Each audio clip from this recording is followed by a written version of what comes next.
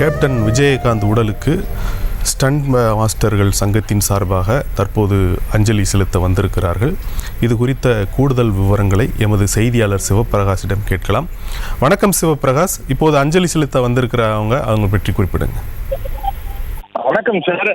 தற்போது இங்கு கேப்டன் விஜயகாந்த் அவரது உடலுக்கு அஞ்சலி செலுத்த வந்து கொண்டிருக்கக்கூடிய, அதுவும் பேரணியாக வந்து கொண்டிருக்கக்கூடியவர்கள் தென்னிந்திய திரைப்படம் மற்றும் சின்னத்திரை ஸ்டண்ட் கலைஞர்கள் யூனியனில் இருந்து அனைவரும் தற்போது இந்த இடத்தில் பேரணியாக நடந்து வந்து விஜயகாந்த் உடலுக்கு அஞ்சலி செலுத்த வந்திருக்கின்றனர். இவர்களை பொறுத்தவரையிலும் கேப்டன் விஜயகாந்த் அவர்கள் திரையுலகில் அறிமுகமானதிலிருந்து அவரது திரைப்படங்களில் ஆக்ஷன் காட்சிகள் இல்லாத திரைப்படங்களே இல்லை என்று சொல்லும் அளவிற்கு ஆக்ஷன் காட்சிகள் நிரம்பிய ஒரு திரைப்படங்களில் அவர் நடித்தார். அது மட்டுமல்லாமல் இந்த ஆக்ஷன் கலைஞர்கள் ஸ்டண்ட் கலைஞர்களுடனும் நல்ல ஒரு நட்புறவில் அவர் இருந்தார். அவர்களுக்கு காயம் ஏற்படாத வகையில் ஸ்டண்ட் காட்சிகளை அமைப்பது, அப்படி ஏற்பட்டு விட்டால் அவர்களை பார்த்துக் கொள்வது என்று அவர்களை போற்றி வளர்த்தவர் கேப்டன் விஜயகாந்த். அந்த வகையில் தான் தற்போது அவர் இறந்திருக்கக்கூடிய இந்த சூழ்நிலையில் அவருக்கு தங்களது மனமார்ந்த அஞ்சலியை செலுத்த வேண்டும் என்பதற்காக இவர்கள் இப்படி பேரணியாக கலந்து வந்திருக்கின்றனர்.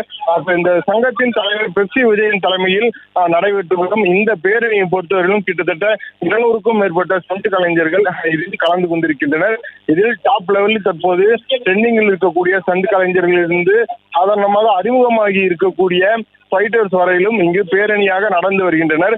கிட்டத்தட்ட மன்றோ சிலையிலிருந்து அங்கு இருக்கக்கூடிய அவரது உடல் வைக்கப்பட்டிருக்கக்கூடிய அந்த இடம் வரையிலும் இவர்கள் பேரணியாக நடந்து வருகின்றனர். இங்க இருக்கக்கூடிய ஒவ்வொரு கலைஞர், அதாவது ஒவ்வொரு ஸ்டண்ட் கலைஞருக்கும் கேப்டனுடன் தனித்தனியான அனுபவங்கள் பல உண்டு. அது அவரிடம் அடி வாங்கியதாக இருக்கட்டும், அல்லது அவரது திரைப்படத்தில் மிக முக்கியமான ஒரு காட்சியில் நடித்ததாக இருக்கட்டும், அவர்களுக்கு அவர்கள் மனதுக்குள் இருக்கக்கூடிய அந்த ஒரு நினைவுகளை தங்களது நெஞ்சில் தாங்கிக் கொண்டு இவர்கள் அனைவரும் தற்போது இந்த பேரணியில் தற்போது நடந்து வந்தபடி அவருக்கு அஞ்சலி செலுத்த வந்து கொண்டிருக்கின்றனர்.